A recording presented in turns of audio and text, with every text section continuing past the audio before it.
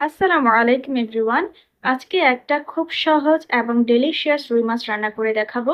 এই জন্য প্রথমে মাছটা হলুদ আর লবণ মাখিয়ে ভেজে নিচ্ছি। এবার একটু উল্টিয়ে দিচ্ছি, বেশি লাল করব না, হালকা লাল হয়ে আসলেই আমি এটা উল্টিয়ে দিচ্ছি।